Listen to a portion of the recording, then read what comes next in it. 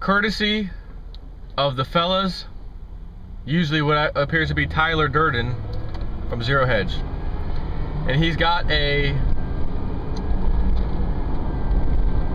article here from yesterday that I got here. Guessed what they are not cutting in the fiscal cliff, you know, that we're talking about. Again, my last video I just talked about the fiscal cliff. Nancy Pelosi, the man-looking woman. We've come to a agreement, not a partisan. We're not going to let this go past December of this year. We're going to handle it and tackle it this year. And okay, well, let's just see what they're tackling. By the way, he says in his farewell address to Congress, Ron Paul blasted the dangers of what he called economic ignorance.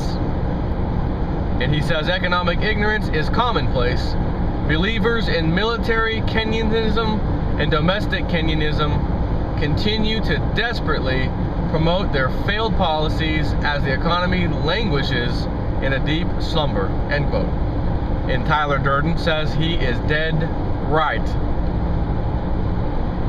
Around the world, economic ignorance abounds, and perhaps nowhere is this more obvious today than the senseless prattling nonsense over the U.S. fiscal cliff. In other words, we've already passed the point of no return. This is like people talking about something like they can change something. You know, like a comet's about to, massive sized comet's about to slam into the earth. And they're like, we can get around this. You know, we've rebuilt society before, and you know, forecasts of 95% of the world population is going to be destroyed. And they're just talking like, yeah, we got this. It's under control. You know, that kind of thing. So he says, here's the deal. You may remember the debt ceiling debacle of 2011 and actually 2010. At that time, the U.S. government was about to breach its debt ceiling. And there was an embarrassing standoff, if we all remember, which we do, between Congress and President Obama. As part of their eventual compromise, the debt ceiling increased by $400 billion in August of 2011. Then again by another $500 billion 5 weeks later. And finally by another $1.2 trillion 20 weeks after that. And I believe he's talking from 2010 to 2011, by the way. In return, President Obama signed into law the Budget Control Act of 2011. The law stipulates that unless another compromise is reached, a series of tax increases and budget cuts will automatically take place January 1st, 2013. So now you can see why they really want to get on top of this. They call this the fiscal cliff because everyone is terrified that all budget cuts and all new taxes will bring the U.S. economy to its knees once again. I've spent days analyzing the bill, and frankly, it's a joke. You can read the 200 plus pages yourself. He links to it. But here are the important points. As we've discussed before, U.S. government spending falls into three categories. Number one, discretionary spending, and that is what we normally think of as government. It funds everything from the military to Homeland Security to the national parks. Number two, mandatory spending. Covers all the major entitlement programs such as Social Security and Medicare, etc. And then we have three, interest on the debt that we owe the world on our bonds, which is so large they had to make it a special category. And yeah, he's right about that. So he says the latter, or number three, the debt with the interest, and the one before that, which is the mandatory spending, such as Social Security and Medicaid, those two categories are spent automatically. So they're always going to be money spent on those. There's no way around that. So just like your mortgage payment, that gets sucked out of the bank account before you have a chance to spend it. Kind of the same thing. The only thing Congress has a say over is discretionary spending. The first one, that's it. Hence the name. He says, but here's the problem. The U.S. fiscal situation is so untenable that the government fails to collect enough tax revenue to cover mandatory spending and debt interest. In fiscal year 2011, for example, the U.S. government spent $176 billion more on debt, interest, and mandatory spending than they generated in tax revenue. So there's those two categories that they spent more on than they brought in via taxes and income tax, etc. $176 billion more was spent than they took in. So if that's the case, and that's only two of the three categories, then the first one, known as discretionary spending, fiscal cliff, doesn't mean jack crap. And that's the point Mr. Tyler Durden is making from Zero Hedge. So he says, because of that, in this fiscal year, in fiscal year 2012, which just ended 6 weeks ago, that shortfall had increased, the one I told you about, to $251 billion. Now it's even higher. This means that they could cut the entire discretionary spending budget. Just wipe it out if there was a way to do it. Just wipe it out, get it off the list, which is not going to happen. But if they did, it wouldn't matter. It would not matter. Why? Because again, now we're at $251 billion above budget, only on those two categories, not the discretionary spending one.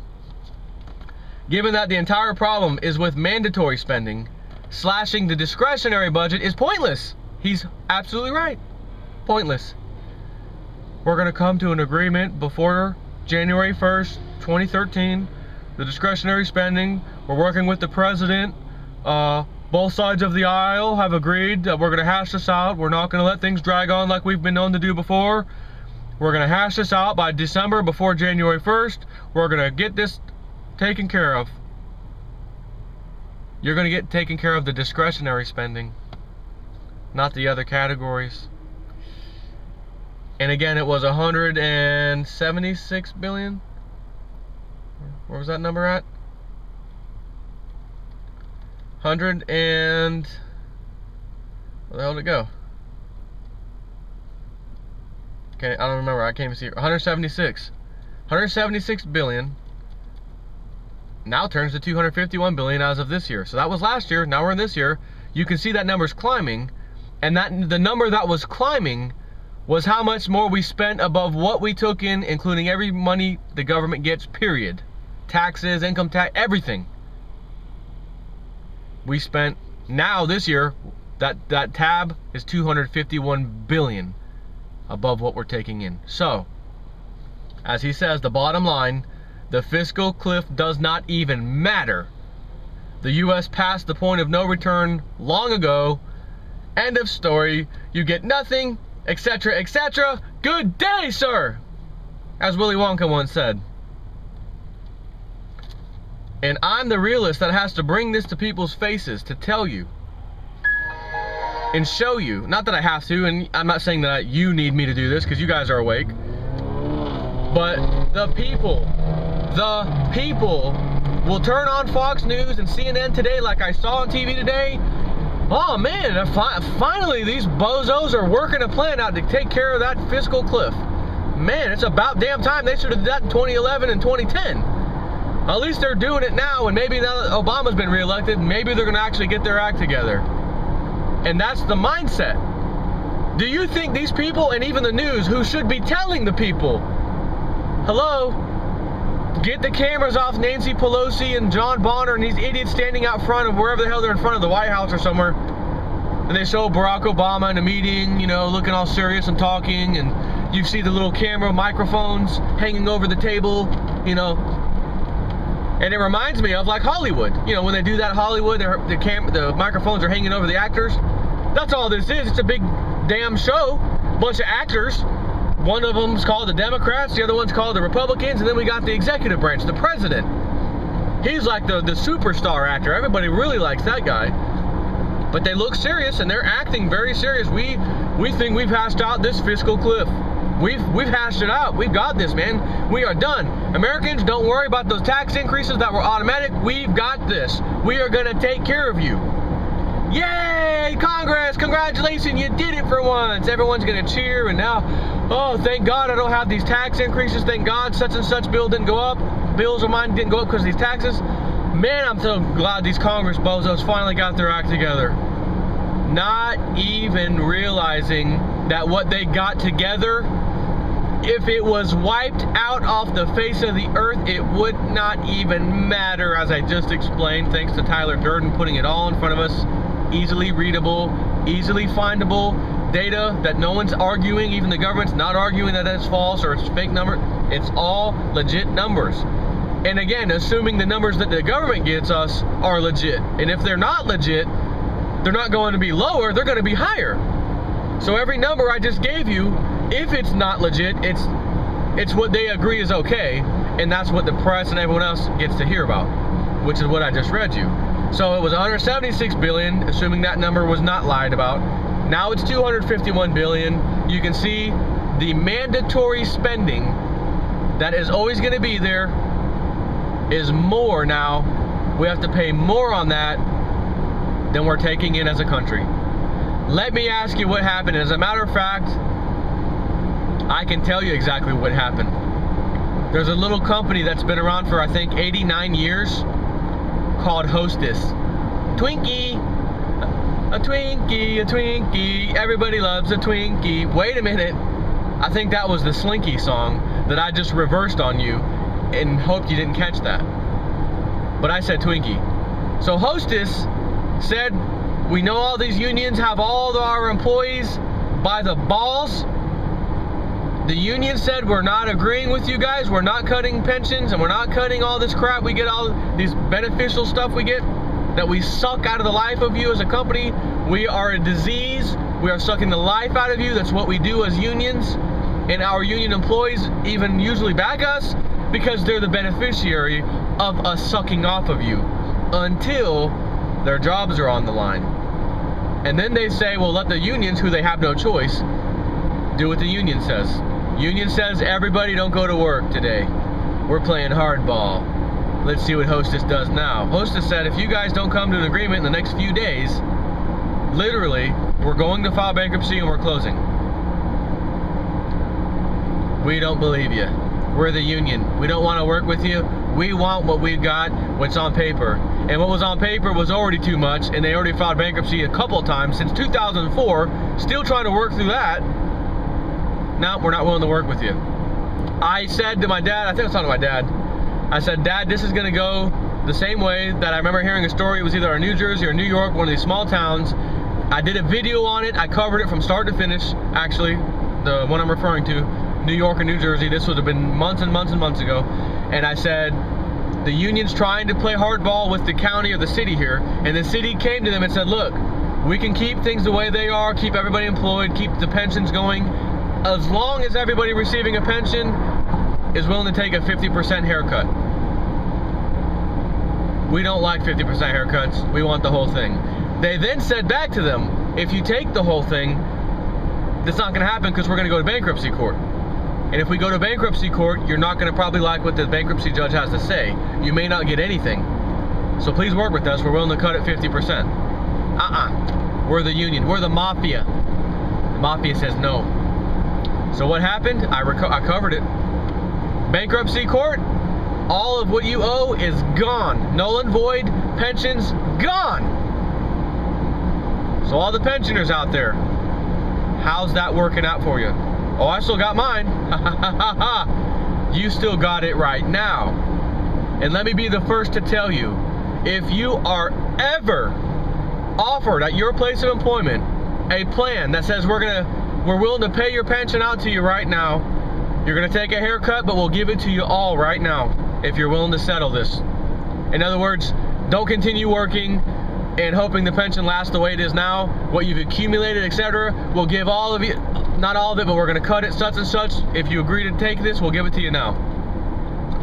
You better run as fast as you can and accept that deal if it comes your way. If it does not, it will go the way that city I'm talking about went. It's going to go the way Hostess just went, because I've read it today. We tried to work with you guys, Hostess, the unions. They said no, there was no cutting anything. We're now filing bankruptcy. We've asked the judge seeing over the case to go ahead and allow us to file and continue to completely file bankruptcy. We will then be immediately firing up to close to 18,000 employees, and until most all are completely gone. That was their statement, and it happened today. So the pension system is a welfare state in itself. Now granted, it is not fair to the people who were promised the pension, because it's like, hey, you be a cop, you be a firefighter, you be a school teacher, you do this, do that, you get a pension. In other words, you're not just an average old employee citizen, you're above that because you get a pension. Society looks at you better because you get a pension. You're a police officer, teacher, etc. Those are the main places you get pensions. But then of course the unions go into all kinds of other areas and put their guys who got to make $70, $80 an hour, $60 an hour in there. And then not only that, of course, their retirement packages, whatever. So Hostess just went bankrupt, kissed the pension goodbye. I am now going to tell you, this is the way the whole pension system is going to go, not by consent, but by force, because the unions will not give up. And even if they do give up and say, all right, well, we'll take a 50% haircut, we'll take it. That'll only last so long before they realize, man, that's not good enough. We're going to have to cut some more. So, long story short, over the next many years coming, decade, whatever, the pension system across the world probably is going to be phased out. Especially in America, at least. And that's what I'm most concerned with, because I'm an American, and so are you, most of you guys. The pension system will be going away. How do I know? Because the pension system of the Roman Empire did the same thing, caused the same country to collapse for the same reasons our country is collapsing now. Unfunded liabilities. I did a video on this twice actually, and the most recent one was several months ago, and it was about the Roman Empire and unfunded liabilities. If I can remember, by the time I'm done stopping this video and by the time I get to work to upload it, I'll try to find the link and post it in the description box. It is about the Roman Empire. Matter of fact, if you just want to search YouTube for Roman Empire unfunded liabilities, Jason Ip4, something like that, I think it'll come up. I did two of them, one a long time ago and then one somewhat recently. And when I say recently, it's possible that it was just earlier this year. I don't think it was like 2010 or 11. So having said that, that's the way our country's going. I just talked about the $200-something billion of all the money we're taking in. We're now in deficit. It's the same reason the Roman Empire did the same things they did. We're going down the same path. This is history.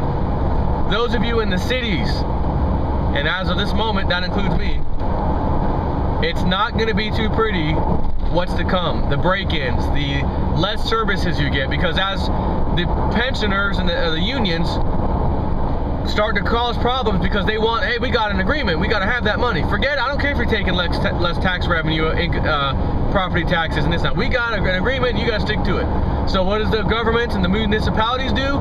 They start letting officers, firefighters, services, so to speak, go. Got to cut you. We'll still pay your pension that you got, but your hourly stuff, that's getting cut. The reason you're getting cut is because we need to take that hourly income you were making to help pay the pension system. So now, us citizenry are getting less services, still paying the same. We still pay the same fees we always have to pay, and getting less services back. So it gets to the point where it gets to, which I covered again, and I think Detroit, where the gangs, and not even gangs, just bad guys even in general, are breaking in, beating people up, robbing people, and then standing there laughing at them, not even running away. Because they know when they dial 911, as they're dialing 911, they're laughing at them. Because they know it'll be a half hour or longer before any police officer shows up. This is not something I just made up. This is actually truth. It already happened. I may have done a video and covered it. You can look it up for yourself online. Do you want to be in the city where there's going to be a lot of people out of jobs, a lot of bad activity, you know, etc.? And I think it'll get to the point when it becomes an epidemic for city police departments, county sheriff's departments, all that, where they can't afford to pay their people and they're cutting left and right. Once we've all experienced that pain and suffering of not getting the service and crime rate, the federal government will then at that point step in and say, we have a solution.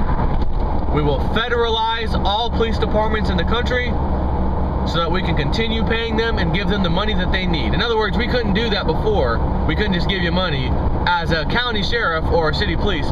We want to make sure you're federalized under our umbrella so we can give you those funds. So then we'll federalize the police and sheriffs, and then the police and sheriffs, as we already seen throughout history, will follow orders because they don't want to get cut. I don't want to live in that damn society over there in the city the way they're living. I want to be a police officer. I want to be the one responding, not the one dealing with it. I'll do anything. I'll follow any orders because I don't want to get cut. So if they tell me to completely violate someone's rights and it's my lieutenant or sergeant or whoever, by God, I'm sorry, I hate to do this to you. Matter of fact, I'm not even going to tell you that. In my mind, I hate to do it to you a little bit, but I'm going to do it to you anyways because it's my job. So that's where our country's heading. That's where the world's heading. I am heading to Tennessee. And I'm trying to secure a property at the moment. And I'll know by Monday, I think, and I just talked to the guy, how this is going to go. Population, 2,200 people.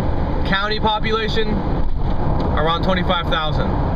Where I live now, city population is not 2,200. It's around 90,000. And I'm not even in a major city. County population, over 2 million. Over 2 million county population, 90,000 my city. Where I'm going in Tennessee, 2,200 city population, 25,000 county.